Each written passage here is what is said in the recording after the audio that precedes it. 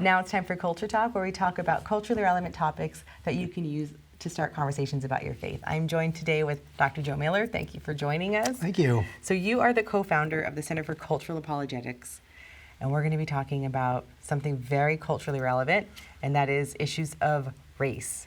So No easy topic. I know, no easy topic, but I think it's an important topic that we need to discuss, and we're going to be talking about Adam and Eve and what they have to do with racism, because it wouldn't necessarily be something that people think has to do with racism, but let's talk about it. So first, before we dive into Adam and Eve, what are some alternative views to biblical creation of humanity? Yeah, so definitely a topic there's a lot of different opinions about, even not just now, but I mean, for the past several hundred years, there's been a lot of divergent views because it is such an important topic. People weigh in, but they all have different views. And so I think some of the live views, obviously, if you reject Christianity, if you reject the Bible completely, so if you're an atheist or naturalist of some kind, agnostic, there would be no Adam and Eve, it was just purely evolved animals to humans.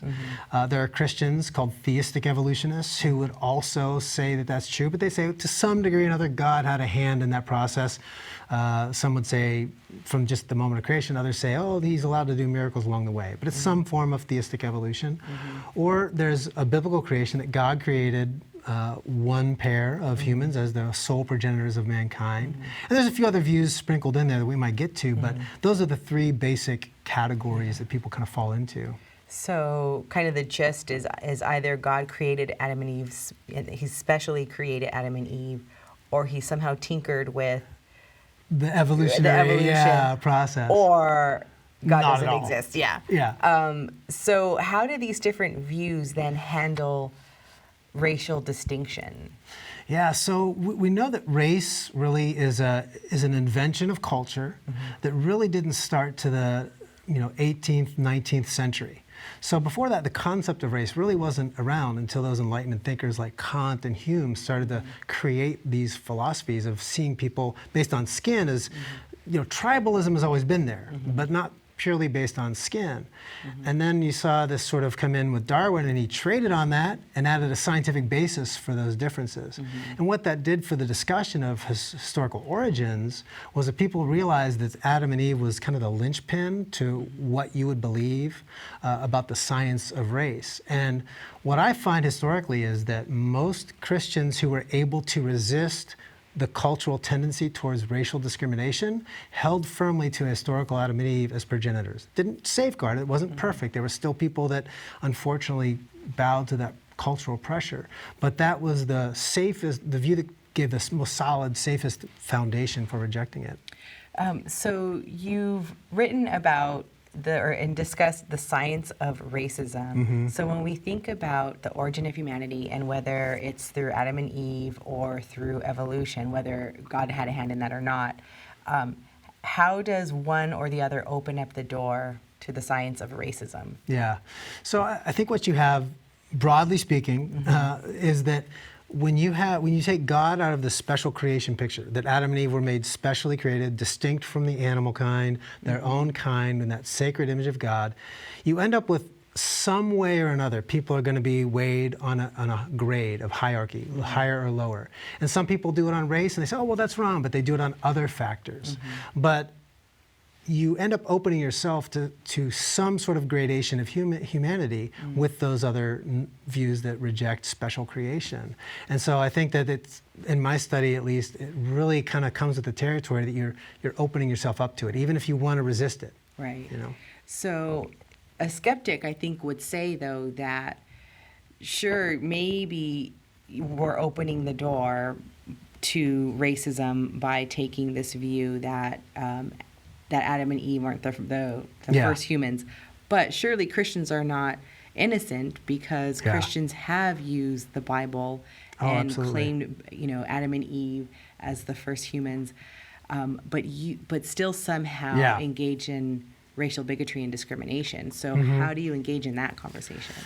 Yeah, I mean, first you got to face it head on. It's true, and people did. And so the question we ask is, was that view compatible with their worldview or incompatible? And what I'd first say is that those Christians that did engage in racial prejudices and bias, despite the fact that they held to historic Adam and Eve as the sole progenitors, were violating in some core way that biblical doctrine. They were out of line or out of step with that.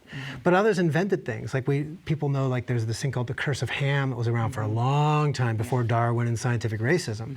But that said, hey, we're all created in God's image, but because of sin, a certain racial group was, pushed lower on the value. They lost their sacred worth. And so therefore they're meant to be the slaves of all the other non-cursed races. So people invented theologies to counteract the theology that would have otherwise protected sacredness. So it's very troubling to see that happen. Right. And I think because it is so troubling, especially from a skeptic's perspective, of like, hey, I don't want anything to do with this because this is using a holy book, book that people believe in, to then engage in behavior that isn't so holy. Yeah. So how can Christians then kind of differentiate between viewing Adam and Eve as the first humans and then somehow distorting that to still being okay with racism and bigotry? Yeah, I think there's definitely several tactics people could use to approach that. One is just simply pointing out that you're stuck, because even if you take the naturalist, non-theistic approach, if you take that led clearly to those sort of racial things, so that if we're discounting it based on its advocates, then you can't accept naturalism either. So you're left with, how are we going to figure this out? And so I think what you have to do is pull it back to which worldview, which foundation gives me the most coherent and the strongest foundation for being able to consistently reject that, not just for me or my culture, not just now when it's politically correct to reject it, but what happens when it's not politically correct, when it's okay, or when it's okay essentially to be a racist? Well, could I still stand up to that? Do I still have an argument against it?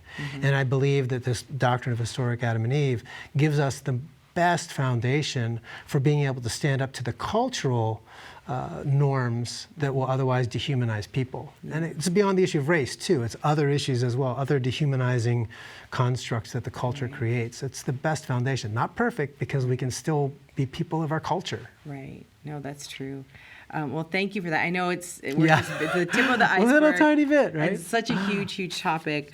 But I know that people are going to probably want to know more about this topic. So I'm going to point our viewers to your site. So if you would like more on this topic, go to morethancake.org and you can find videos and articles from Dr. Joe Miller.